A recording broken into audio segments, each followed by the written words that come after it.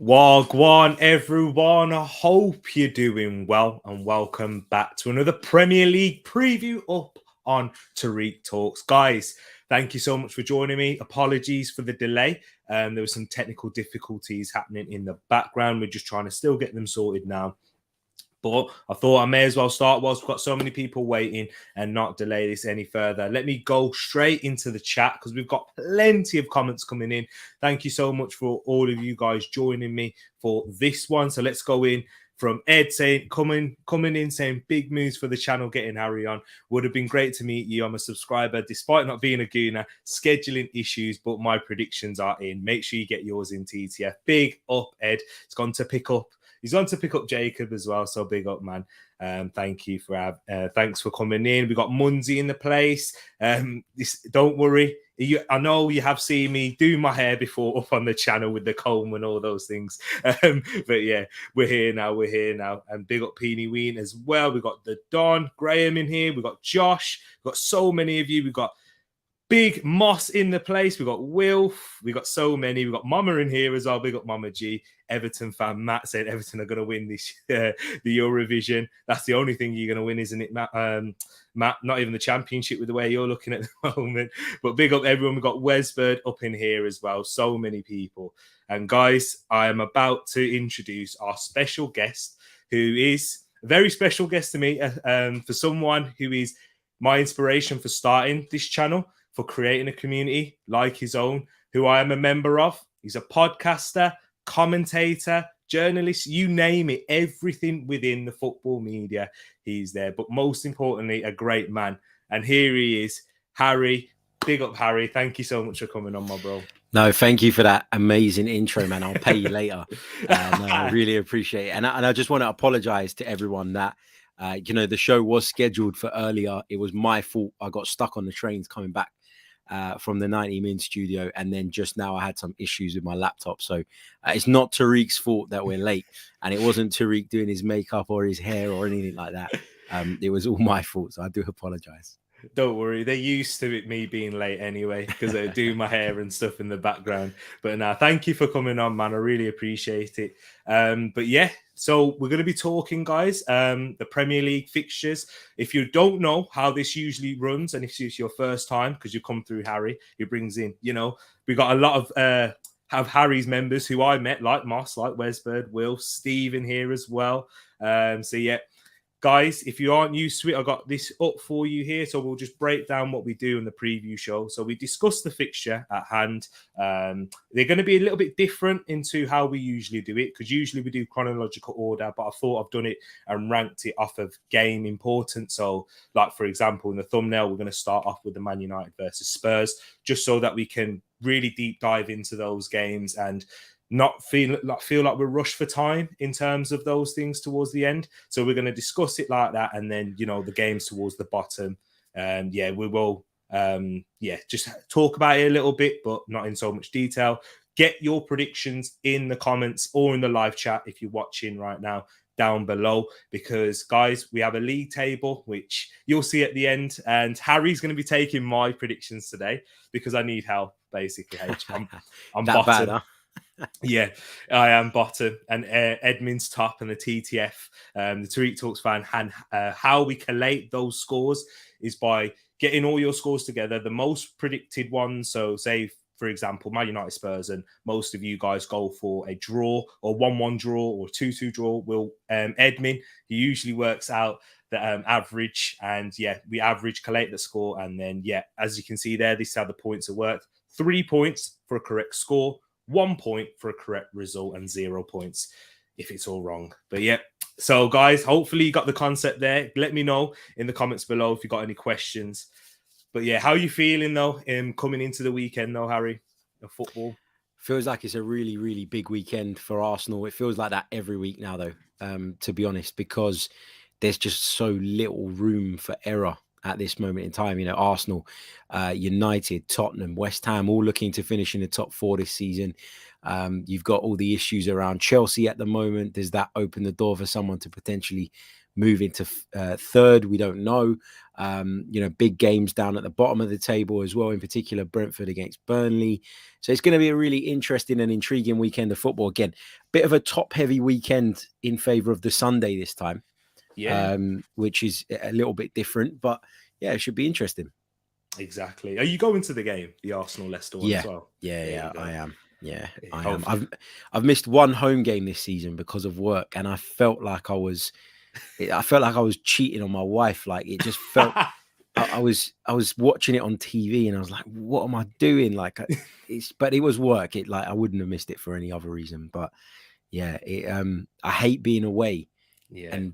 And I realized that, we're in a really privileged position that I get to go, but it's just, for me, when you have that and then you don't go, it feels, you feel like shit. So yeah, I'm glad that that's not happening this week again.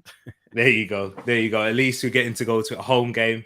So guys, we're going to get into it now. We'll start off with the first game of the weekend, and it is Manchester United versus Spurs. This one is at 5:30 though, on Saturday at Old Trafford.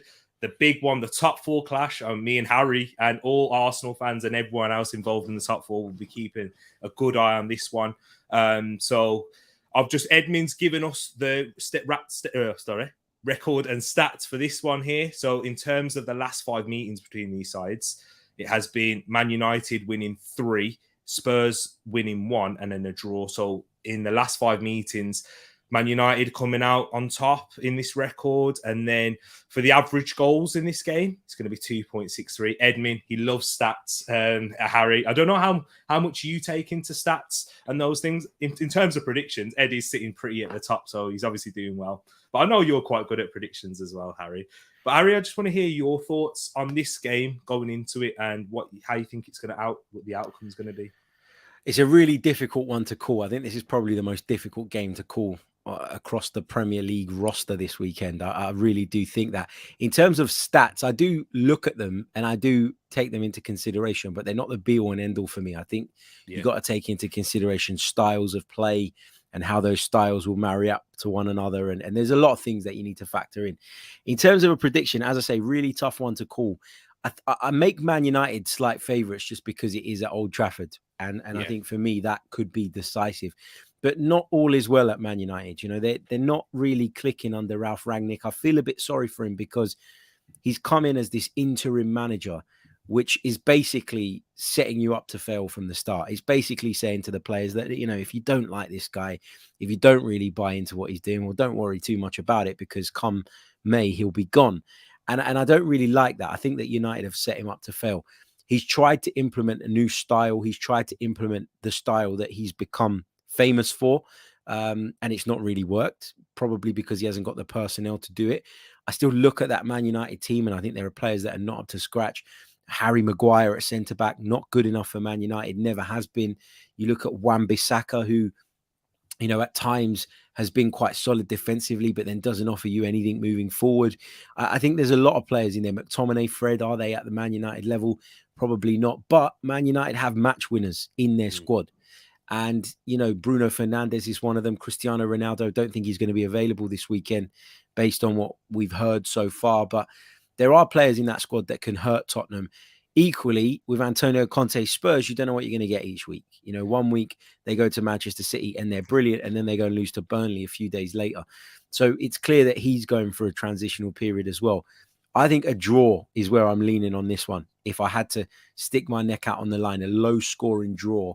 Okay. If I'm going to give you a prediction, I'm going to go for a 1-1.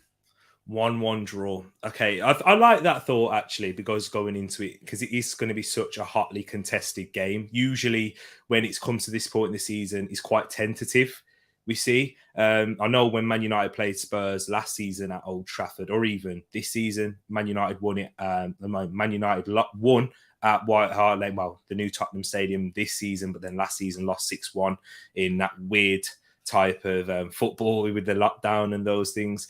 But with this one, because of how late it is into the season, I do think it will be a tight, tentative game. But I just want to ask you for this, Harry, because we know how Spurs, they have been very up and down. And when they have come up against sides who go out there and press them, like we saw with Everton, naively did it, Leeds, they did it. But when they struggle with teams that come to them or sit back, like a Burnley, like Wolves did when they caught them early on the goal. How do you see Man United coming up against Spurs in this way? It's a hard one because both teams like to play on the break. Both teams like to set up in a way where they soak up pressure. And Tottenham do it because in a lot of ways, that's Antonio Conte's style in the big games. But for Man United, I don't think it's Rangnick's style, but I think it's the style that those players have. It's the style that Ollie implemented a lot during his time there when they came into the big games. And they always had the pace and the power to hit teams on the break. I think for me, it's going to be really interesting to see who makes the first move kind of thing. Because as I say, both want to play on the break. Both don't do particularly well when a team sits back and basically challenges them to break them down. And without that space in behind, I think you're going to get a bit of a standoff, which is why I think that it could be a low scoring draw. As I said, I don't look at any of these teams and think that they're particularly bold, like in their approaches. And that's probably due to a lack of confidence in Man United's case and a lack of confidence in Tottenham's case at times. But I just think neither side can afford to lose this. Both will look at it and say, we've got to play Arsenal, who, of course, are in pole position at the minute. Tottenham, we have to go to their stadium, which is not going to be easy. And Man United, I know they're away from home, but they have to come to Emirates. So both sides will be looking at it and going, neither of us can afford to lose this. And we probably just need to get through this weekend with minimal damage. I'm not saying they won't want to win the game, but I don't think anybody would take any unnecessary risks in order to, get over the line, when a draw would probably suit both given the circumstances. Yeah, exactly. That 100% agree with you. Guys, in the comments, we're going to go through your predictions now, just go through a lot of your scores that have come in. We've got DMC saying 2-0, unfortunately, Spurs, too much shambles going on at United. Josh going in with a draw, but he's agreeing with Harry, but going with the 0-0. Another draw in here from Steve saying United 2, Spurs 2 for me as well. Peony Ween's going, like Steve, a high scoring draw in this game with a 3-3. That'll be interesting to watch as a neutral. And I mean, I'll take that.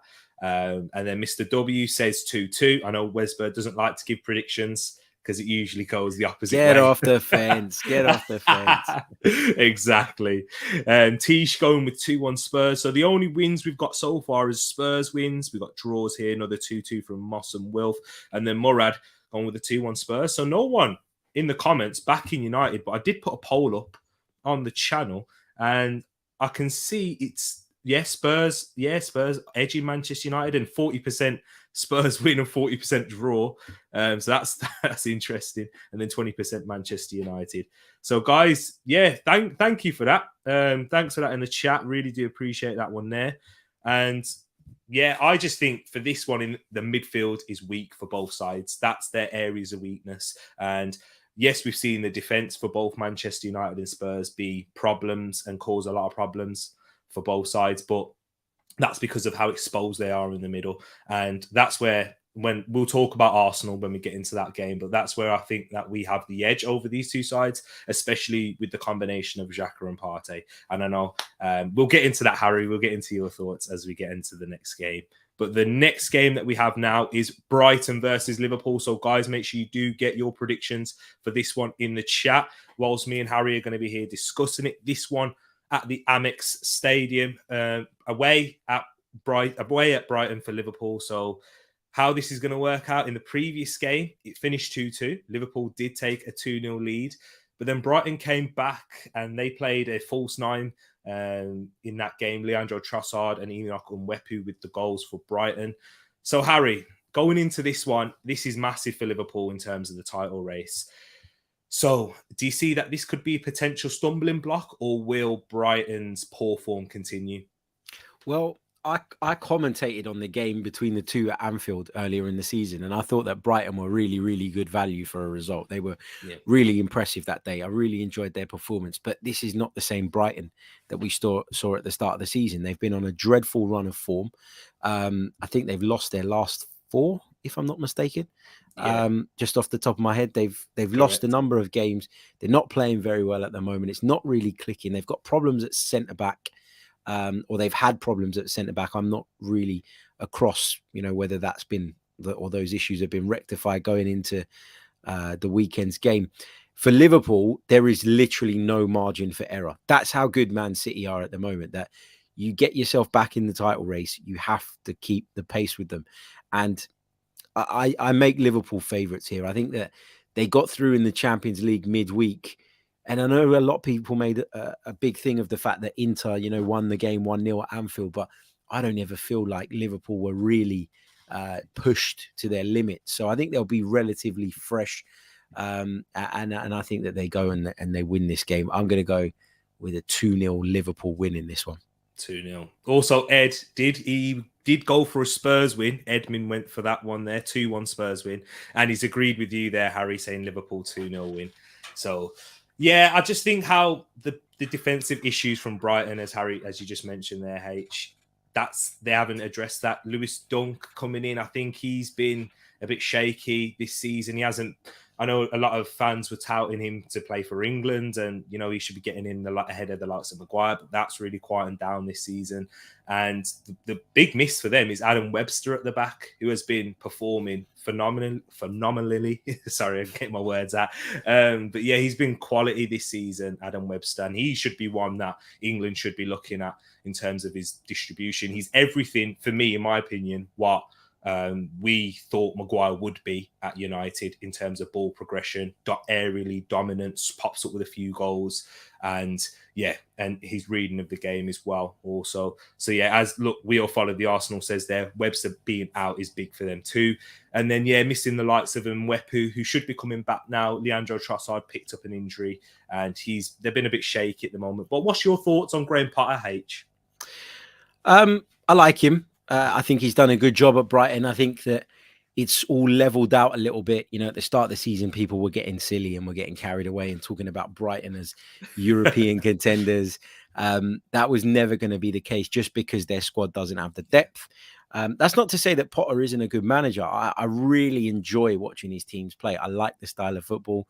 I like the philosophy. I like the ideology behind it all. I like the fact that Graham Potter got up and went abroad to kickstart his coaching career. I don't think enough English coaches do that in general. I don't think enough of them get up and go, well, I need to go and learn the trade. And Graham Potter was, in his position, he wasn't a high profile ex-player who would just walk into a job, i.e. the way Frank Lampard has. But he was humble enough. He got up and he went away and he learned and he's developed, as a coach. But it has leveled out. I'm not quite sure that he's ready for a job like Arsenal's or a job like Man United's, like some people say. I think he's ready for a job at that next level in terms of the club size, i.e. if I were Everton, I would have done everything within my power to get him there instead of Frank Lampard. That's the type of job that I think that Graham Potter needs. A job where he's got a little bit more resource and there's a little bit more pressure because of the size of the club. But I'm not sure he's ready yet for the seismic pressure that comes with being at somewhere like Arsenal or Man United or Chelsea or Liverpool. So I like him overall, but it is evening out a little bit now, isn't it? It's starting to level out is the right term in terms of where Brighton are and how their season's going to go. Yeah, Brighton's issues have always been scoring the goals, not creating chances. And even though they started off well, Maupay, I think he scored 8 goals this season, which is a decent return given that the fact there's not many strikers in this season. I've noticed that, have you, H? There's not too many goals apart from like Liverpool. I think all 3 top goal scorers is Salah, Jota and Mane. But then, we have the likes of Smith Rowe, who scored, 9 now? Is it 9 or 10 in the league? So we've got a few there, but then Maupay scored 8, but then it's really started to peter out a little bit. So with Brighton, that's their issues there. But and just for you, H, if this is actually the case, if VVD, Konate, and Thiago are out, does that impact the way that you see the game panning out? I don't know. I don't know. Obviously, it has an impact because they are, huge. Huge and really important players, particularly at centre-back. Liverpool's season last season was derailed by the fact that they didn't have centre-backs available. Still got Joe Gomez about. I think Matip is still about as well. So it wouldn't be the end of the world for Liverpool. But yeah, of course, it would have some impact. Yeah, there you go. And we'll get into your predictions now, guys, in the chat. We've got Sean going with a 4-0 win to Liverpool. Matt saying 6-0 Brighton. He's an Everton fan, so that's why you can see that there. Brighton 4-1 to Liverpool again. Is that 2-2? Moss, have you gone 2-2 in this one, or is that for the previous Man United game? Yeah, I think that might be that one there. We've got Liverpool 2, winning by 2-1, says DMC.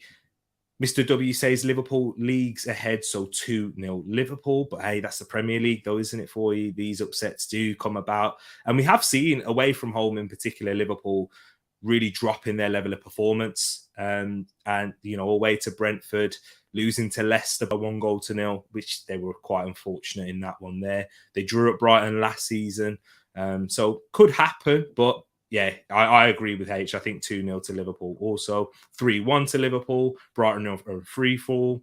3-1 Liverpool again. 4-0. So everyone back in the Liverpool win. We got loads of goals for Liverpool in this one also. And Matt saying, hey, H, leave Lampard alone. He's going to save us, I think. I hope, maybe. Do you know what? I would quite enjoy if Liverpool let Liverpool beat Brighton at the weekend. I would love it to be us on Wednesday that derails their title charge. I would love it. Could you Absolute Kevin Keegan style. I would love it. Oh man. Well, I don't know. We'll get into this one at the end because I've got a little bit of hope. But we'll get into that one there. Nishchif says 1-1 for that one, and I'm clutching massively if they have players missing. Yeah, I think that's a big factor with Liverpool. When Thiago, he has been missing a lot of the times throughout the season due to injury, and Virgil van Dijk, even though he hasn't been performing at his best at the elite level that he has shown, with a player of his character and mentality and that presence he has to that squad, he'll be a huge miss no matter what. And with Konate's inexperience, that could be proving a tricky fixture for them. But we'll move on into the next game now, and it's also a title challenge match, and this one is on Monday night, 8:00. I thought I'd follow on from Liverpool with this one because it's relevant for the title challenge. Crystal Palace versus Manchester City, Monday night here at Selhurst Park. Crystal Palace obviously beating Manchester City by 2-0 earlier on in the season. Do you see this one, H, being a title derailer for City? And do you even see them dropping points coming up in the near future? Well, Selhurst Park's never an easy place to go. There's always a really good atmosphere there. There will be a special atmosphere on a Monday night, under the lights, all of that stuff. Yeah. All of those cliches apply. But I found Crystal Palace to be more effective in these big games, if you like, on the road. And that's because they're able, or there's less pressure, I guess, or less less responsibility on Patrick Vieira to be open and expansive and try and play the game. I actually fancy City to win this, and quite comfortably. Okay. I think they probably win this 3-0. That's my prediction on this one. I've got a soft spot for Palace, as I've told you all many, many times. So I'd like to see Palace do something, but I'd actually quite like to see Man City win the league over anybody else this season. So sorry, Palace this week, but let City do the business. There you go. Yeah, let City do the business. So the pressure piles on Liverpool even more. That's what we want to hear. But in terms of the form for both sides going into this one, the fixture itself, Palace have actually won twice and City have won twice in the last 5, and there's been a draw. So it's even on the form. So Palace, even under Roy Hodgson, remember that cracker from Andros Townsend at the Etihad also, that was massive. And the form for both sides has been pretty good for Palace, picking up 3 wins, a draw and a loss. But Man City, yeah, they've just been going on a roll since then. And there's the average goals in the bottom expected. So you went 3-0. It's edging towards 3 goals for City. So I can see where that's coming from there. Ed, he went with, for this game, Edmund went for 3-0 as well, Man City. So he's agreeing with you. See, great minds think alike, they say. And then we've got a few guys in the chat going with a 3-0 City also, with Josh and Nischi saying 3-0, 2-1 City win. What else have we got in here? 1-0 to Palace from a Palace fan, Sean. To Palace, I'm backing my boys all the way. But yeah, the fact that you're coming into this game with confidence shows how good of a job Patrick Vieira has done. And I'm going to ask you the same question in terms of Vieira from what you've seen. But do you see for him moving forward, Do you think his Palace is his level, or can he break beyond that?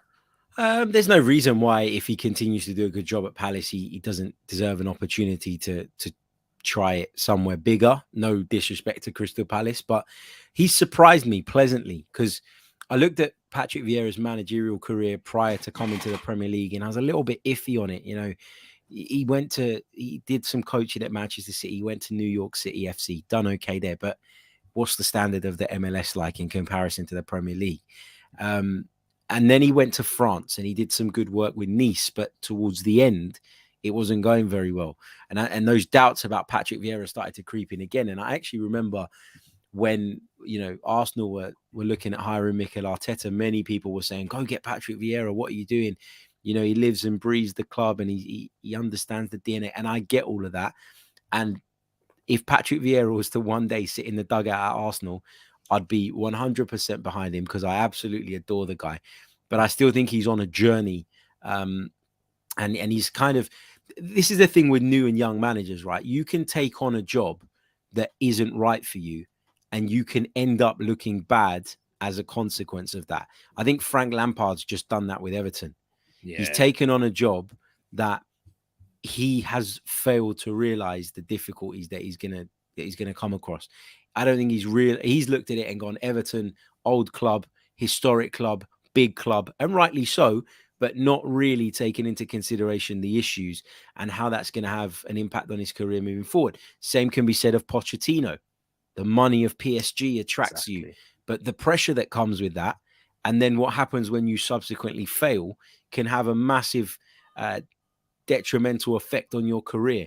And I think Patrick Vieira made a couple of iffy choices at the start, and now he's found the home at Crystal Palace, and I hope he does really, really well. You know, and the future looks bright for him if he continues in this vein. Yeah, exactly that. And Palace fans, speaking to a lot of Palace fans, because we have a big Palace community, big up to Eagle Eye Football, Rich for that one. So there you go. There you go. That's where it's not where, let the people know, that's where it's not too far from the place that you grew up, was it? No, so I grew up, well, I was born in Thornton Heath, which is literally down the road from Selhurst Park. Yeah. And when I was a kid, and we used to live just in that sort of area, and my dad was working at the weekend, I had a couple of school friends who were big Crystal Palace fans. And obviously at 7 years old, I wasn't going to get up and come to Highbury by myself. So, you know, although in those days it was a lot safer than it is now. Yeah, so like my friends' dads would say, you know, come along with us. And that was the first sort of regular football I got to go to. There you go. Yes, that's for me. It was West Brom. That's why I've got a little bit, even though, sorry, Ed, Wolves fan, I've got a lot of family members who are Wolves fans, but that's it for me, because that was the first football match I ever went to. I can remember West Brom won, Southampton won, Kevin Phillips, and then they got into the Premier League after that. Can you remember, what was your first game? Was it a Crystal Palace one? No, my first game I went to was an Arsenal game. Oh, wow.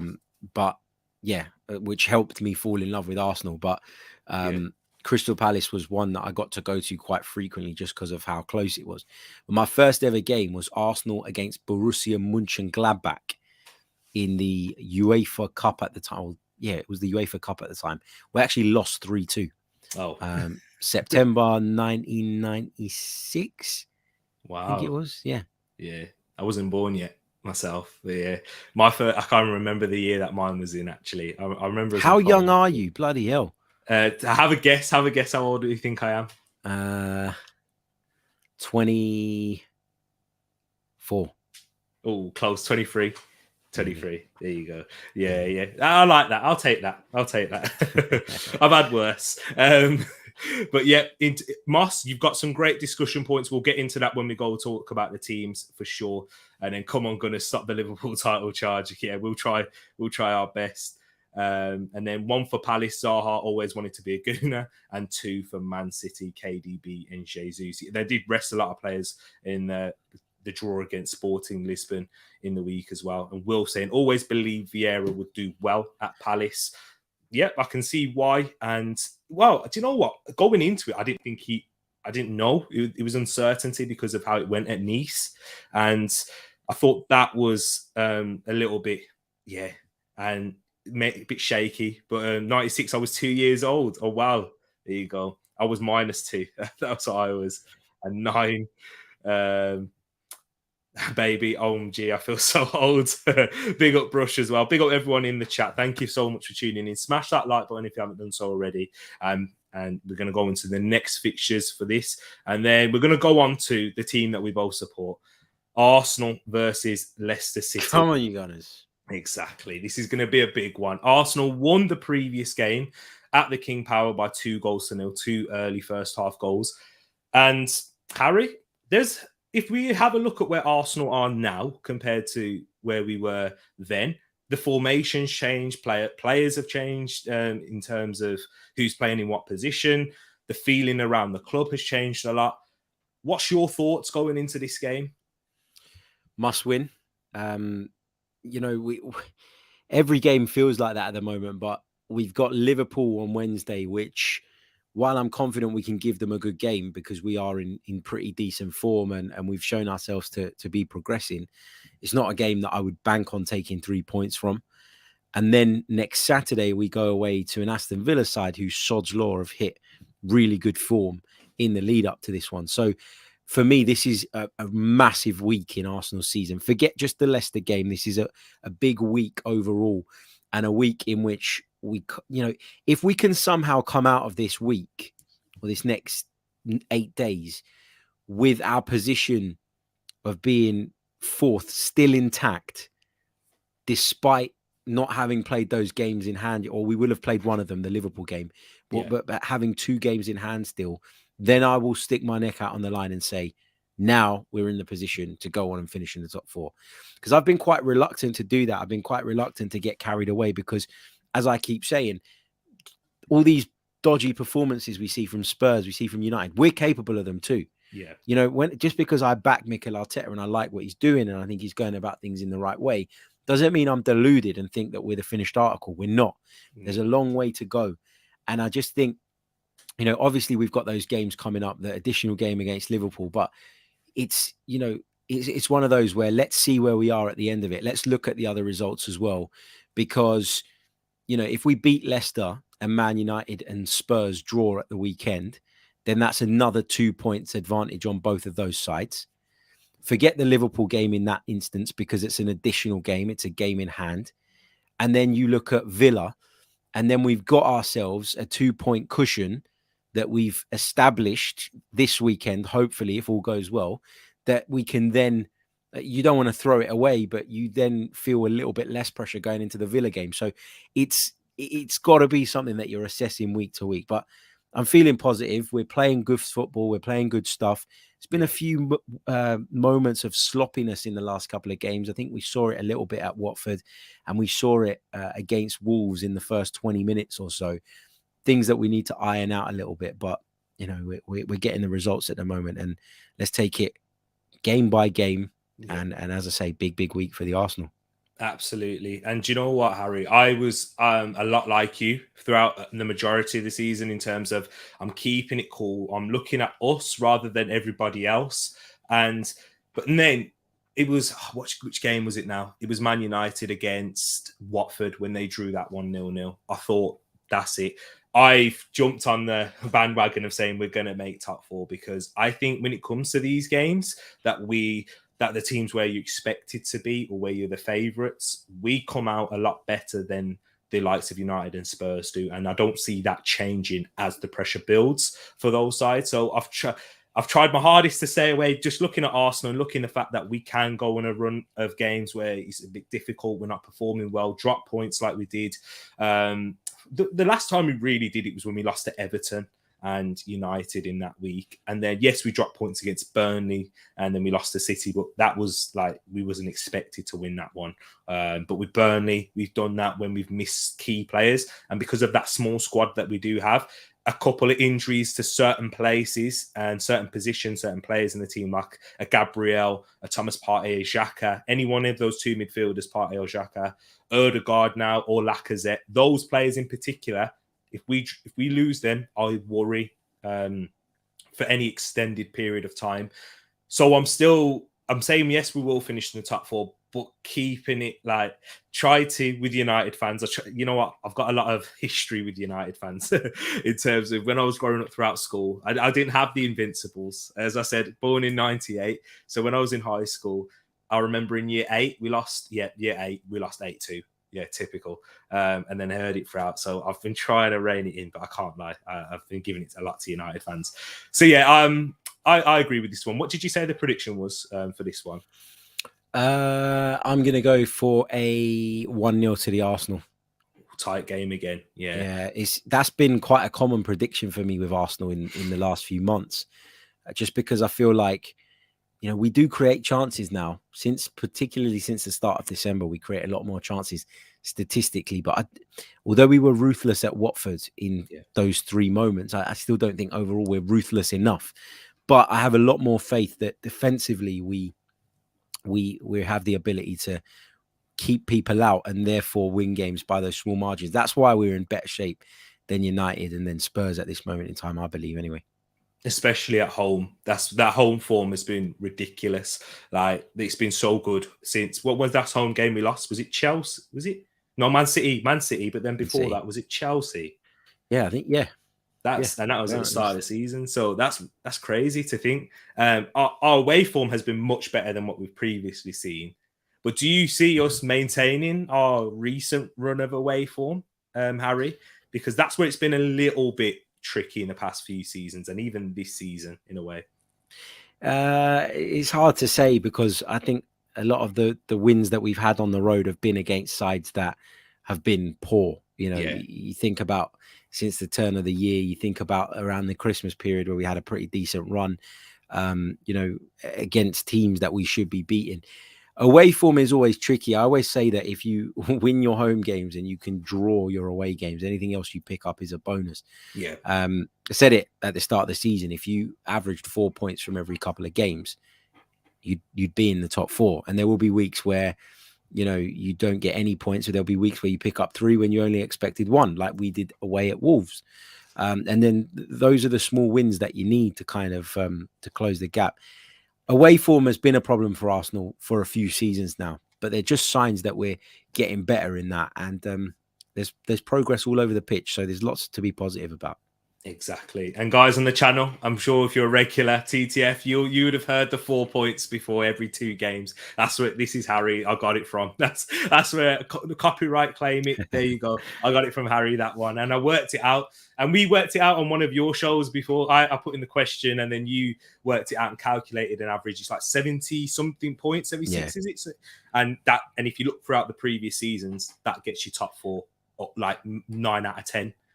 So yeah, if we can collate that and then just win our home games, we'll carry on. But let's go into you guys' predictions. We've gone with a 2-0 to the Gooners. Howe still better manager though. Hey Josh, you can't say that here. Not with me and Harry, who, Harry's much bigger platform has taken a lot of stick for saying give Arteta time in a lot of reasons. Yes, there's been moments where, you think, is it going to work anymore? But look at Howe. He was ruled like no one thought that he could have done it, especially given the start of the run. But then even for you, Josh, Eddie Howe, he will come a sticky patch after this. That will come, I can guarantee you, as the transition of players goes on. Because, it's all good now. We had this, didn't we, Harry? With Arsenal, when Arteta first came in, yes, we had a couple of draws at the start, but then just before lockdown hit, we went on a run of games where we was winning, like Everton, Newcastle, when Ozil and that was linking up and we was doing that. So do you think that will happen for Newcastle, just before we get into that one quickly?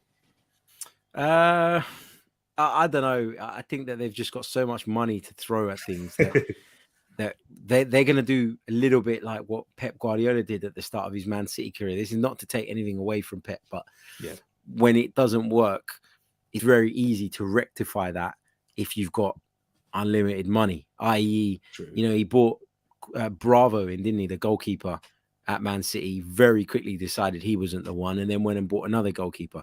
How many bloody fullbacks has Pep Guardiola gone through during his time at Man City before he settled on some? So it's with Newcastle, I think they've been in a similar position where they can just throw money at stuff and hopefully for their sake, get through problems that may arise. But it isn't all going to be plain sailing. Like, they're not just going to cruise to the top of the Premier League next season and win it by a canter. Like, that's not going to happen.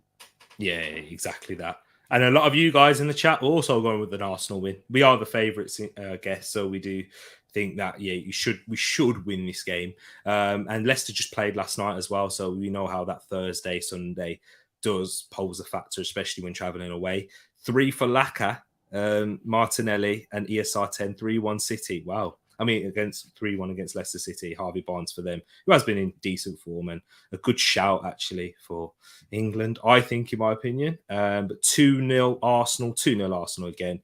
And 2-0 Arsenal from Mr. 200 himself. And I think that's all. 2-0 to the Arsenal. Everyone, and Matchy, everyone going for 2-0 to the Arsenal. Edmin, that one's easy for you to work out. And for this game, Edmin also did go for a 2-0 to the Arsenal. Whereas Harry, you went 1-0, didn't you? So 1-0 for me. I mean, win-win either way. We scored 2 goals, we're happy. But if you get the points, I'm thanking you, and the check will be in the post. I'd prefer the 2-0. It'll be much more comfortable to watch. Oh yeah, especially being at the game. Yeah. But we'll go into the next fixture now, and this one is a relegation battle. 6-pointer, the first of the 2 relegation 6-pointers we'll get into. Brentford versus Burnley, going into this one at the Brentford Community Stadium. Harry, do you see either one of these teams going down, and how do you think this game will pan out? It's a really big relegation 6-pointer. I know that term is thrown about quite a bit, but look, I think Brentford got a massive result last weekend, beating Norwich. That was huge. And I think that this for them is a must not lose more than it is a must win. But for Burnley, it's a must win. And it's going to be interesting because Burnley, normally away from home, you expect them to be quite reserved, to be quite compact, and to look to hit you on the break, to look to hit you from a set piece or something along those lines. But they really do need to be that little bit more expansive.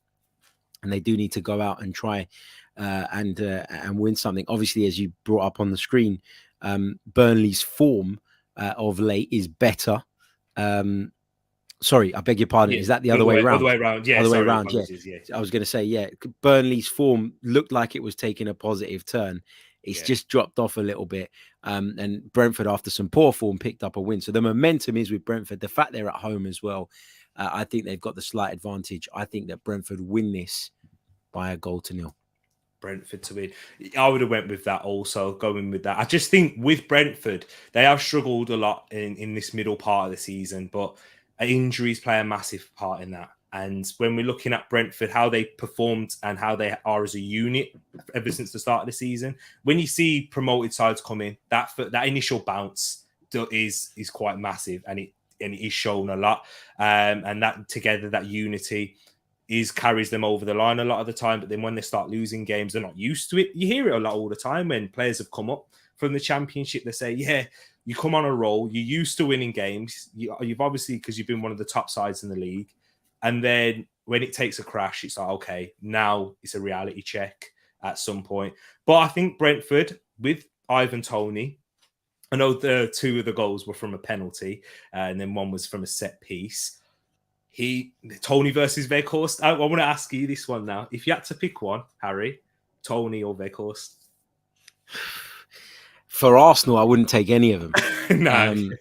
I've never really understood the hype around Ivan Toney. Like, he did very well in the Championship, but he hasn't been good in the Premier League this season. And picking up a hat-trick at Norwich, as you mentioned, a couple of penalties and a tap-in, has skewed the statistics. People are looking at him and going, well, now he's got X amount of goals in the league this season.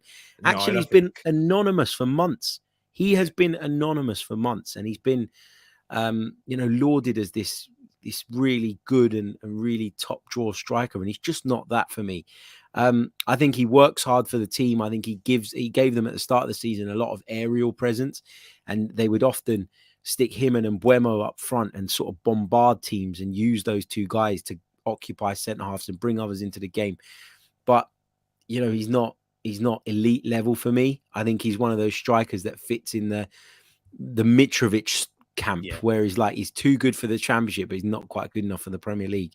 And Weghorst is someone who's come in and surprised a lot of people because of how robust he is and how physical he is. And obviously, when you play in the Premier League for Burnley, that is a big thing.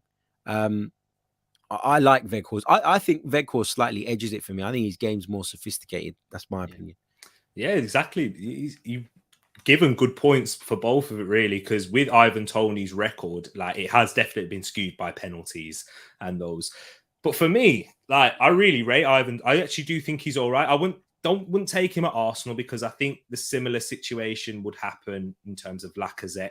And I see how he is as a player and how important he is for Brentford with his link-up play outside the box. That's something that really took me by surprise, because when I saw his goal record in the Championship, like how many goals he scored, 30 plus last season, I thought, okay, he's a striker that all he's like is a fox in the box. That's not going to do it in the Premier League.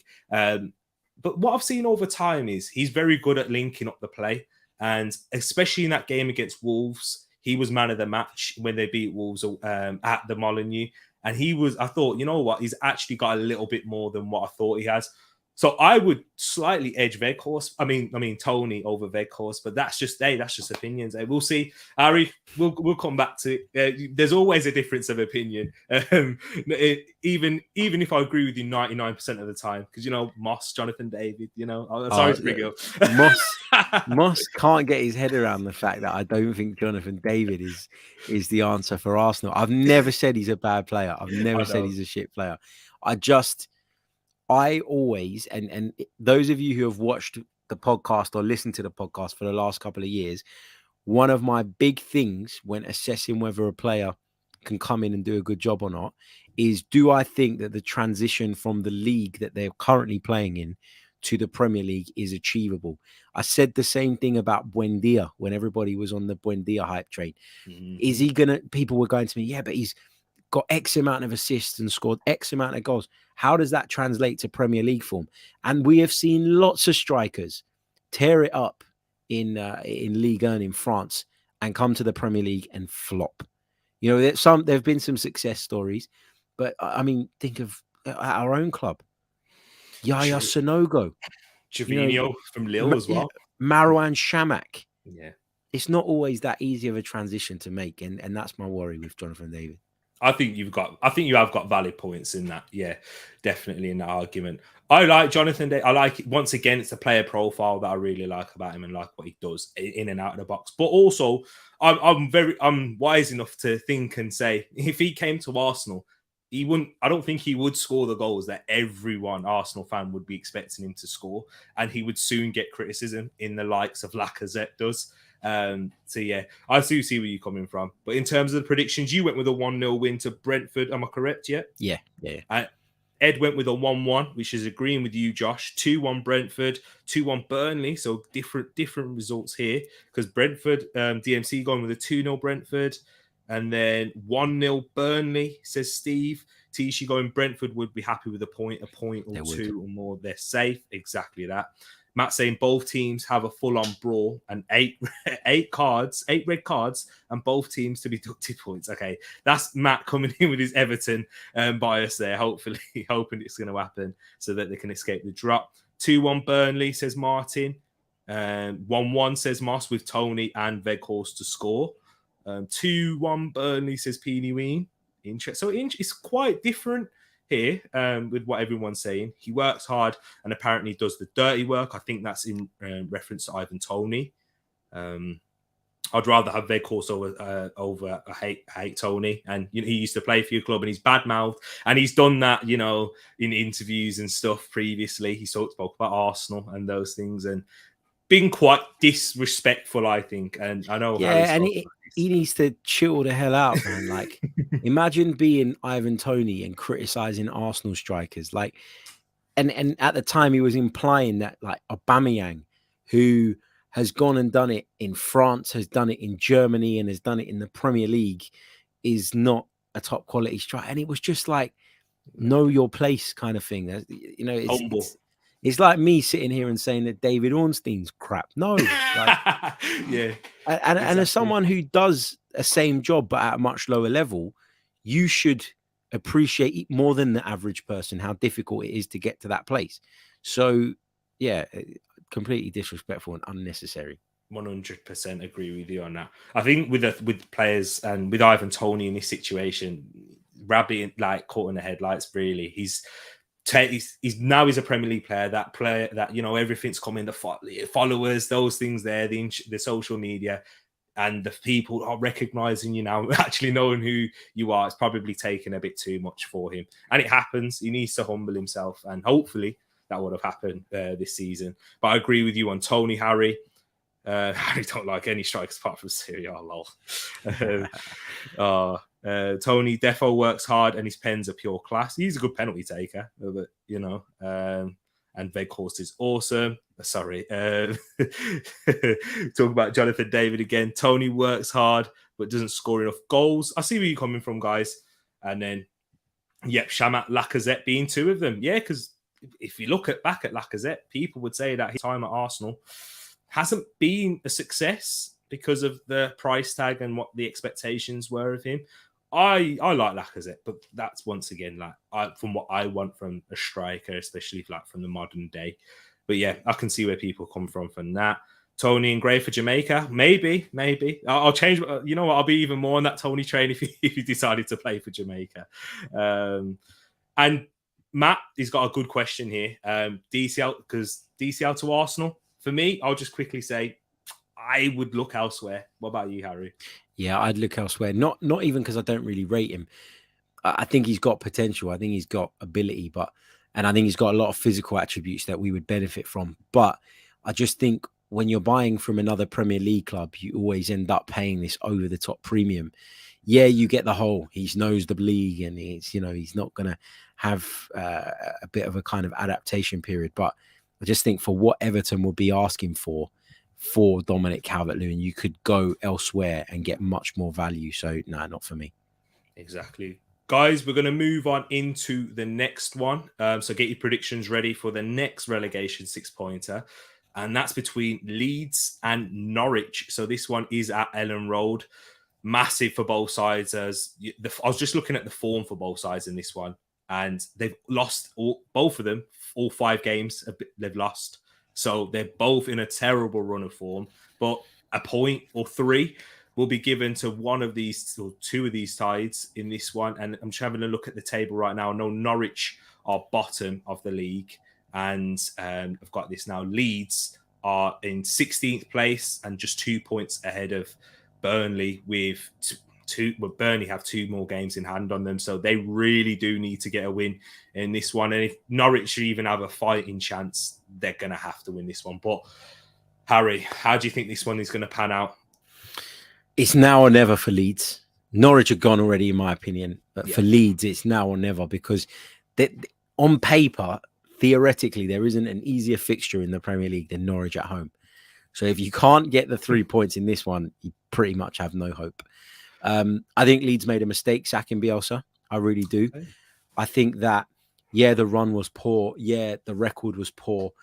But I still always felt with Leeds under Bielsa that there were goals in them. And even when things weren't going well defensively, they always had a chance because they had that ability to score goals. Jesse Marsch has come in, and it's really unfair to judge him because they went away to Leicester. I thought they played really well that day, but didn't get anything from the game. And then they lost last night at home to Villa. Now, I didn't see the game last night, but from what I'm told, that was as bad a Leeds performance as anyone's seen all season. And you're asking Jesse Marsch to turn a ship around very, very quickly. And he's not Marcelo Bielsa. He is going to do things differently. And it takes time to get those messages across. And Leeds don't have time. And it's why I think that under Bielsa, they stood, still, not a huge chance, but a greater chance of surviving than they do having changed the manager. And they didn't go and get a manager, right, that comes in like a big Sam with his briefcase. Right, I'm here to save you. And then I'm off into the sunset with my pay packet come June. That's not what they've done here. They've appointed a manager assuming that they're going to be in the Premier League next season. And I think that they've made that assumption wrongly. And I don't know if someone in Jesse Marsch's position can turn this around quick enough. And that's my worry for Leeds. I think, as I say, if they can't win this, then doomed. Yeah, for sure. Because I agree with you on the Jesse Marsch appointment, because it's a huge risk to take at this point in the season. If you are going to sack a manager for like Marcelo Bielsa, who's a legend at Leeds United for what he has done, and like the fans will love him, the fans will consistently back him, and to sack him and bring in a Jesse Marsch, that is an unnecessary risk. Me personally, I would have stuck with Bielsa, and that's a risk in itself, but it's not like bigger than going for Jesse Marsch. But I know, just hearing from Leeds fans and from the reports, is that they were looking at Jesse Marsch for a while, and they have been looking to go into that Salzburg like mold and even get players like Brennan Aronson from there. So they have really looking at. Yeah, he was always on the list, and he was always a target, because it's quite clear that Bielsa wasn't going to stay beyond the end of the season anyway. Yeah. But what they've done is they've gone, rather than appointing an interim or short-term fix to save us, they've just gone early on appointing next season's manager. But is that going to work? That's the big question mark. And listen, if Leeds go, we'll never know if they were going to survive under Bielsa, because he's gone. But if Leeds go down with Jesse Marsch at the helm, there'll be a lot of Leeds fans, I'm sure, that will look at that situation and go, maybe you pulled the trigger on Bielsa a little bit prematurely. Exactly that. And in terms of the prediction for this game, Harry, where you going? You said Leeds win. 2-0 Leeds. 2-0. 2-0 to Leeds. Ed did go for, who is sitting pretty at the top, and you'll see by how many points when we get to that. He did go for a 1-0 Leeds win. So a bit tighter in this one, more cagey. But I think, and Norwich, they lost to Chelsea. They've been in a poor run of form. It looked like they had a quick upturn, but that's soon sunk a little bit, hasn't it, Harry? Yeah, definitely. Definitely. They're doomed. Exactly. Yeah, it's Norwich Yo-Yo Club, they'll consistently be that. But there is 2.97 goals expected in this game, so there's goals to be expected, but we'll have to wait and see how that pans out. Let's go into your predictions and let's see what you guys have gone with here. You started off with Norwich winning by 2-1. Josh saying a very boring 0-0 for me. Says Peony Ween, this could be a ball draw. Agreeing with you there. Ted Lasso to get his first win, 1-0 Leeds. Leeds 2-1. New manager bounce to kick in eventually. And did you? Oh, by the way, about the Leeds game, did you see Chambers' goal, Harry? He made that ridiculous pass, and now he's turned in. He went from Pirlo to Ronaldo in a space of a few days. No, but Callum Chambers is Callum Chambers, man. Like I tweeted it yesterday. There was the we shouldn't have got rid of him tweets, but the guy, he didn't make it at Arsenal. Let's be honest. And because he scored a goal for Aston Villa doesn't change the fact that he probably needed to move on. So I'm happy for him. He always gave his best for Arsenal. Delighted to see him doing well and delighted to see him playing a part at Aston Villa. But there's none of that for me. There's none of that regret. Yeah. It's, well, I'm genuinely happy for you, and that's that. Yeah, exactly that. I just put a tongue-in-cheek tweet out there saying, you can take the man out of Arsenal. You can take the man out of Arsenal, but you can't take Arsenal out of the man. So there you go with Callum Chambers. Leeds will win this 2-1 as well. So a lot of Leeds ones going into this, or draws. We've had quite a few. So guys, keep them coming in. And Chamberdino says Martin is a Villa fan. So we're going to go into the next one now, people. And we're going to go into Everton versus Wolves. This one at Goodison Park. Huge game for Everton. And Wolves, I know they've been in a bad run of form since they played us, ironically. Edmund's not been too happy. But in this one, Wolves still outside chance of getting a Europa League or European football of some sort. But Everton massively need to win this one. How do you see this one going, Harry? Another really tough one to call. Wolves obviously get back into form with that win over Watford yesterday. It was a good win. Everton's problems, though, have been more so on the road than at Goodison Park. And I thought their performance in the last home game I saw them was against Man City. I thought they were quite unlucky to lose that and gave a really, really good and strong account of themselves. So I wouldn't be surprised if Everton do win this. Wolves are a difficult team to break down, though. Once they set their stall up, it's really hard to break them down. And so I wouldn't say that, this is definitely going to be an Everton win, but I think Everton will fancy their chances. Wolves will fancy their chances too. I think there's a good chance that this ends up in some form of a draw, just because Everton, they'll recognise that is going to be valuable come the end of the season. And for Wolves, I'm not sure that they're going to be open and expansive at Goodison Park. I think they'll go into their shell mode, which we've seen many times over recent years. Yeah, that's what I agree with you on that. And, you know, another football cliche, as they say, the first goal in this one is the big one. Whoever gets the first goal. Well, it always is with Wolves. If you think back to when we beat them, remember there was that stat going around. It was the first time in 40-odd games that they'd lost having gone in front. So in Wolves' case, more so than most other clubs, that cliche applies. Yeah, exactly. Because of how they set up and how they really do counter-attack. As Harry said, for me, I've got nothing even more to add into that one because Harry hit the nail on the head. But in terms of prediction, what have you gone for, H? I'm gonna go for a narrow Everton win. I just fancy them to get something. I think they're going to win this by a goal to 0, 1-0. Matt will like you now. Cheers, Matt. There you go. So 1-0 to Everton there.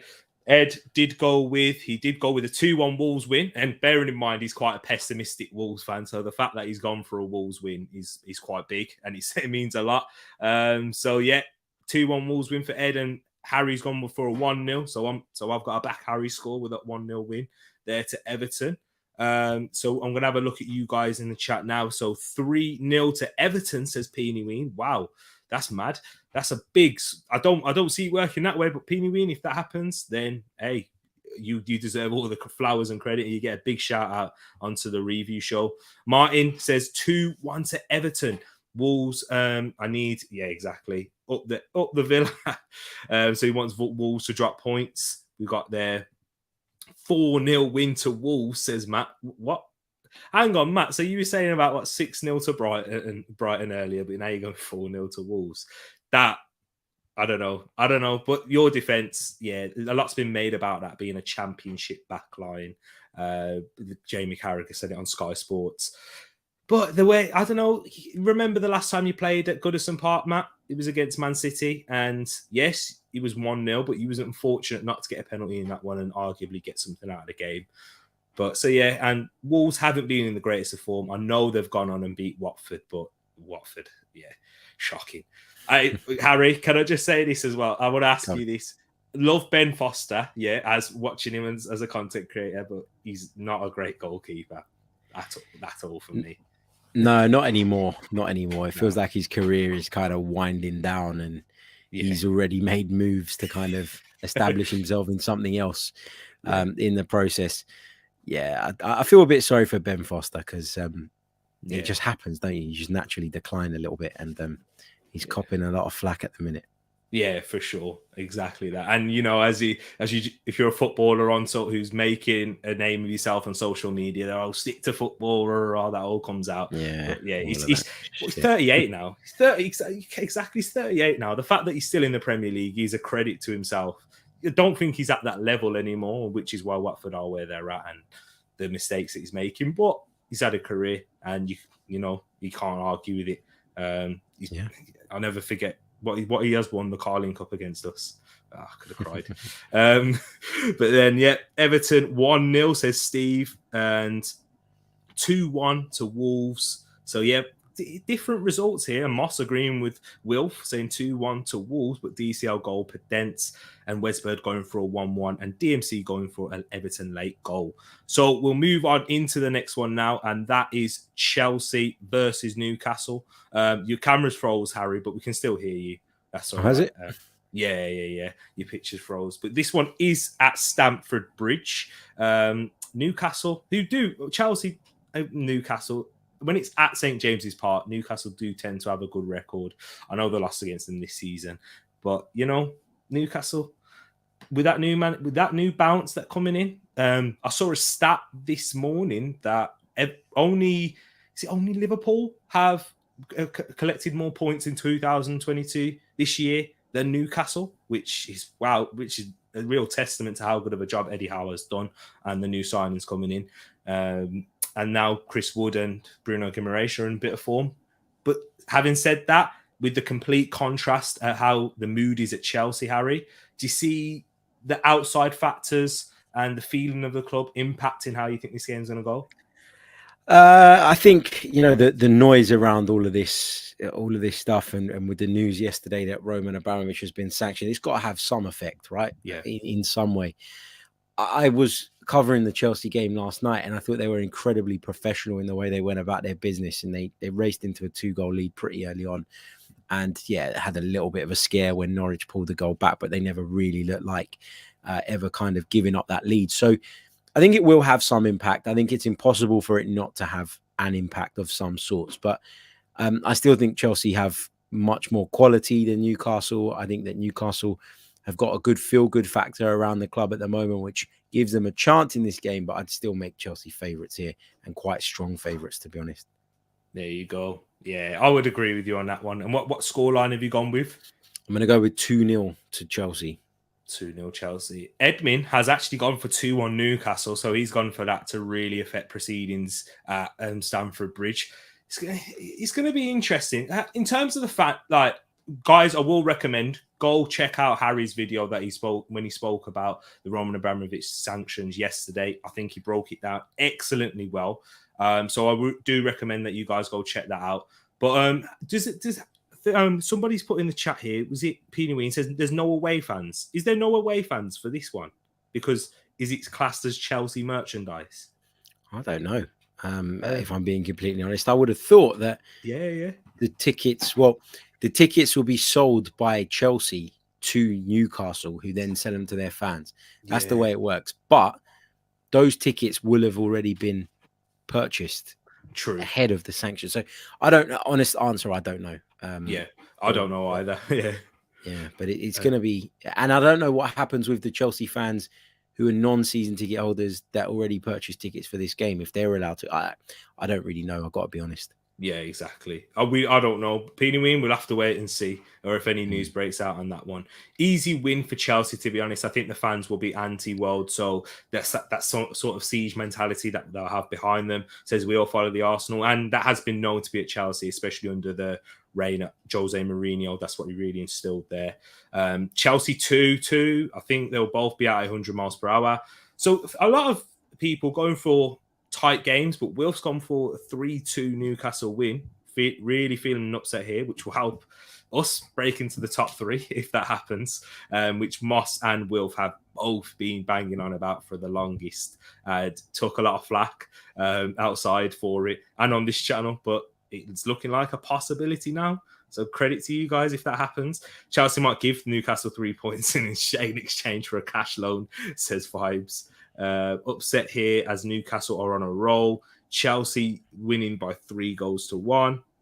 Interesting here, people. But so we've gone on through that one. We'll move on into the penultimate game of the weekend, and the penultimate one in this preview show: West Ham versus Aston Villa, Claret and Blue derby.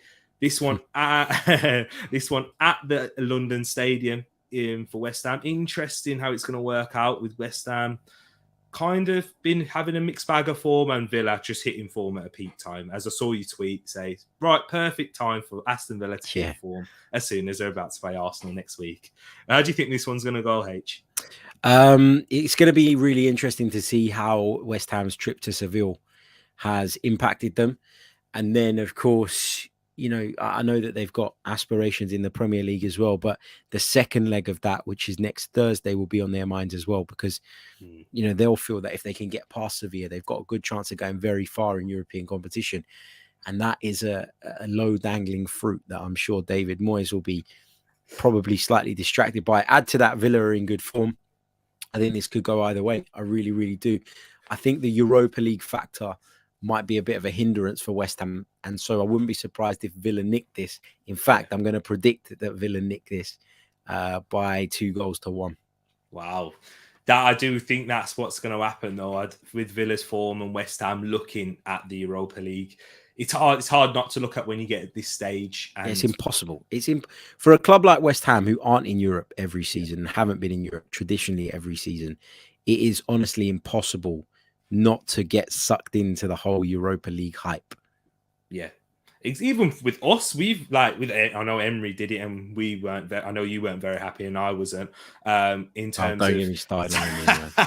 sacrificing that the league and rotating players to really focus on the Europa League. So for West Ham, it's going to be even worse in terms of like how with a very small squad, much smaller, and picking up a few injuries now. Jarrod Bowen being out.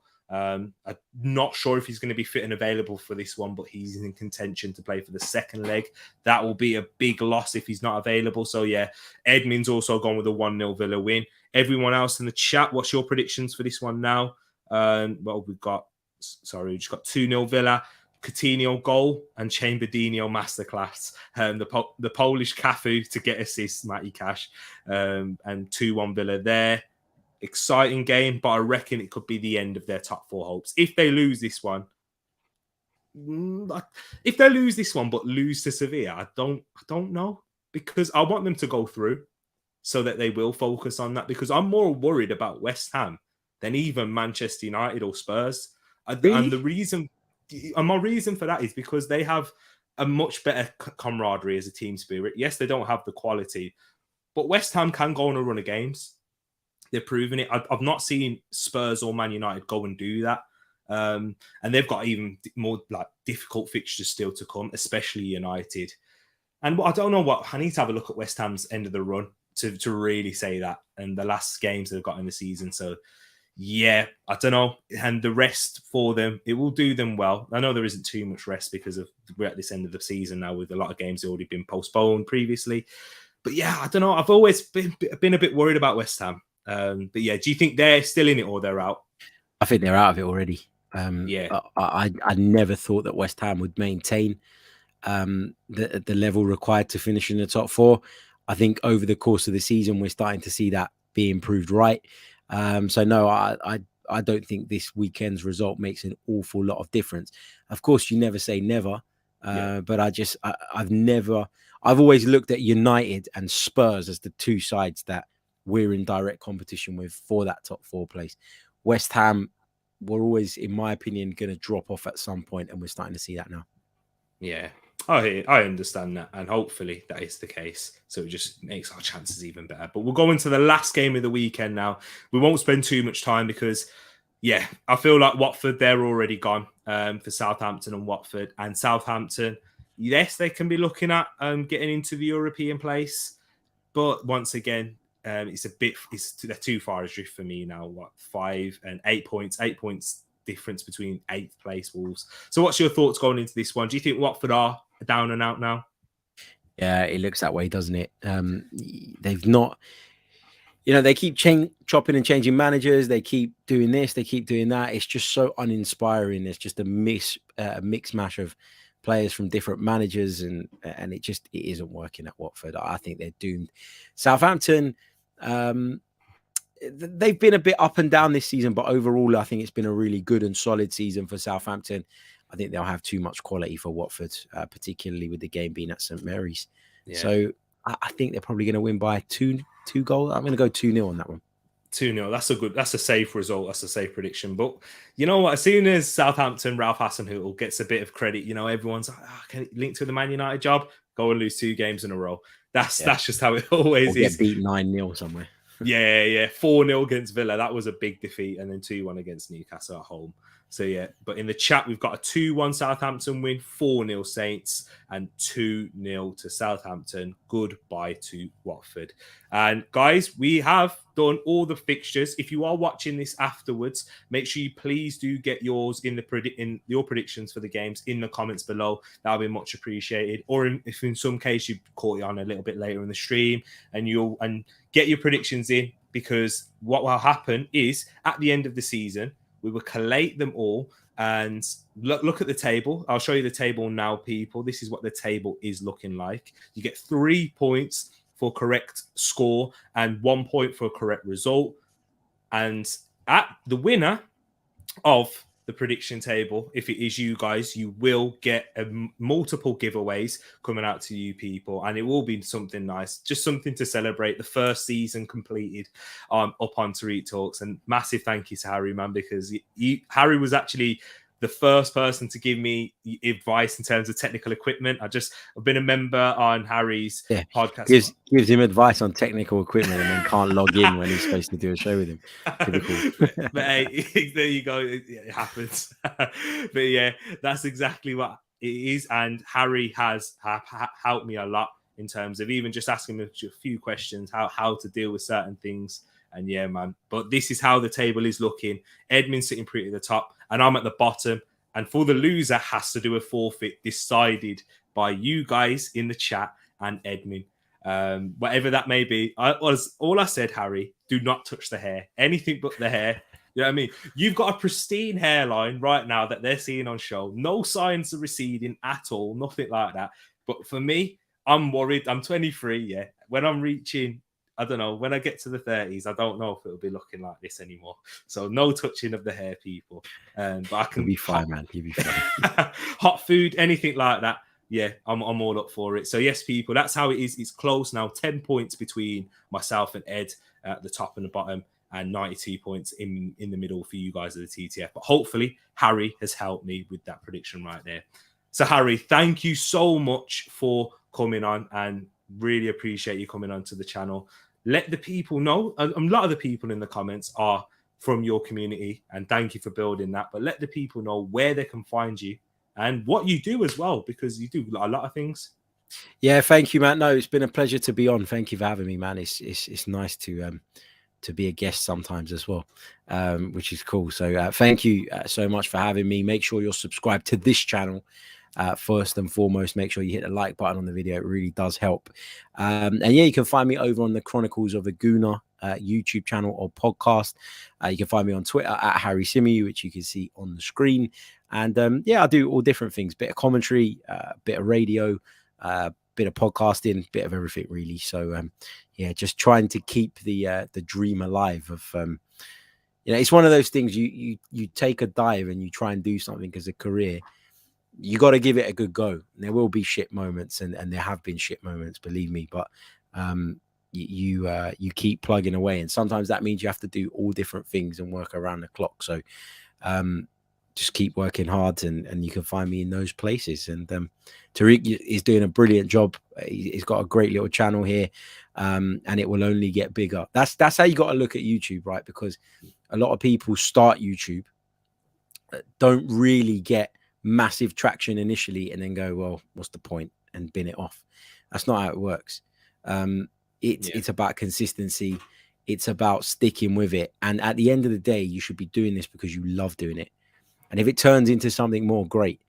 But you first and foremost have to do it from love, because it's a lot of work behind the scenes that people don't necessarily notice. But you've done a great job. You've got a great little channel. You've worked really hard. It's really good to see.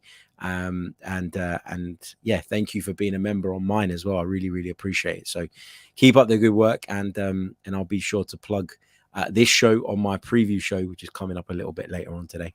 Brilliant. Thank you so much, Harry. I really appreciate that. And the advice also, because I'll just say quickly, through probably just now, it started to pick up a little bit, but there was a patch where it was like really at this stage, because, you know, when you got like less than 1,000 subscribers, it does slow down a little bit, guys, and it does get hard. And then when you're looking at it and you're saying, oh, look, the views, yeah, certain things, it's not getting seen as much. So, but we have got a very supportive community in here, and I really do appreciate every one of you guys in the chat for all the love that you've shown. Thank you from meeting a lot of you guys from Harry's channel. It has been a ball, and we ain't going anywhere. And I do really love this. And you know what? Harry's a massive inspiration with his commentary, listening to it on Flash Score. Go check it out, people. Follow him on Twitter and you'll find out when. That is something that I've also looked and wanted to do. So I'm watching you do it, and yeah. And if I know, and his line's always there, so for advice. So I really do appreciate that one, Harry. And thank you to you all in the chat. Seriously, you guys have been smashing it today. Apologies I didn't get through all your comments, but that's because of how much the engagement was. It has been unprecedented, and I really have enjoyed it. So thank you so much to everyone. Enjoy your Friday. Put your feet up, relax. Sort your FPL teams out if you still do play it. I'm trying to beat Mike, Harry. That's what I'm asking. I'm after. It's hard though. It's hard. But yeah, Mike's a geek, man. It's hard to compete. Yeah, yeah, true. To be fair, I'm a bit of a nerd with it as well. I'm not gonna lie. I've been playing it for a few years. But guys, look after yourselves. Enjoy your Friday. Have a drink, relax, and we'll catch you for more coming up. So stay tuned and click on Harry's channel in the link in the description below. Love to you all and peace.